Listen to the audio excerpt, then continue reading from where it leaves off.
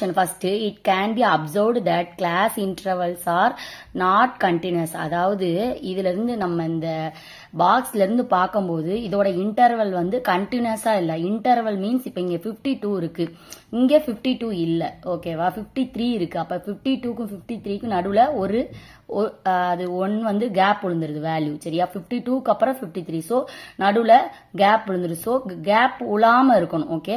அப்ப நம்ம என்ன பண்ணணும், அதுக்கு ஏத்தாப்ல மைனஸ் பிளஸ் பண்ணி கேப் இல்லாம நம்ம இந்த வேல்யூவை சேஞ்ச் பண்ணணும், ஓகேவா? 0.5 இதுல மைனஸ் பண்ணா என்ன ஆகும்? 49.5 வரும். இதுல பிளஸ் பண்ணோம்னா 52.5 வரும், ஓகேவா? ஒன்னுல மைனஸ் பண்ணுவோம், இதுல மைனஸ் பண்ணோம்னா இங்கேயும் 52.5 வரும். இதுல பிளஸ் பண்ணோம்னா 55.5 வரும், ஓகேவா? 0.5 இதுல மைனஸ் பண்ண போறோம், 0.5 இதுல ஆட் பண்ண போறோம். அப்படி ஆட் பண்ணாதான் இன்டர்வல் வந்து சேம் ஆகும். இங்கேயும் 52.5 இருக்கும், இங்கேயும் 52.5 இருக்கும், ஓகேவா? சோ அந்த மாதிரி இதை நம்ம சேஞ்ச் பண்ணணும், ஓகேவா? இந்த டேபிள்ல இருந்து ஃபர்ஸ்ட் அதை தான் மாத்தணும். It can be observed that class intervals are not continuous. கண்டினியூஸா இல்லைன்னா மாத்தணும், கண்டினியூஸா இருந்தா பிரச்சனை இல்லை, அப்படியே எழுதிடலாம். இது கண்டினியூஸா இல்ல, சோ சேஞ்ச் பண்ணணும். There is a gap of 1 between two class interval. அந்த ரெண்டு கிளாஸ் இன்டர்வலுக்கு நடுவுல 1 கேப் வந்து 1 இருக்கு. So therefore half has to be added to upper class limit. upper class limitல half ஆட் பண்ணனும், half வந்து சப்ட்ராக்ட் பண்ணனும். halfனா 0.5, ஓகேவா? ஒரு இதுல 0.5 மைனஸ் பண்ண போறோம், ஒரு இதுல 0.5 ஆட் பண்ண போறோம்.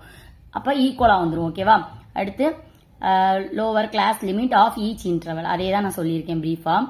கிளாஸ் மார்க் xi அப்படின்னா xi-னா என்னது? Upper limit plus lower limit divided by 2, ஓகேவா?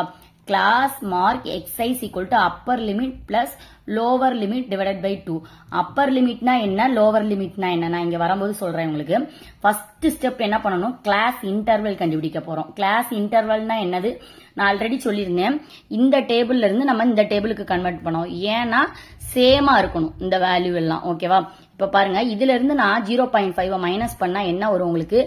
49.5 வரும், ஓகேவா? 50 minus 0.5, 50 minus 0.5 உங்களுக்கு என்ன வரும்? 49.5 வரும்.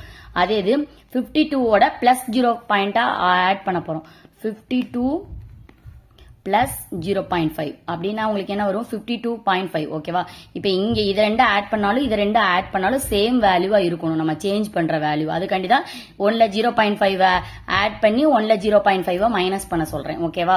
இப்ப பாருங்க, அதே மாதிரிதான் எல்லா டேபிள்லயும் பண்ணிக்கணும். இதுல வந்து மைனஸ் பண்ணோம்னா 52.5 வரும், இதுல 5 ஆட் பண்ணுவோம், 55.5 வரும்.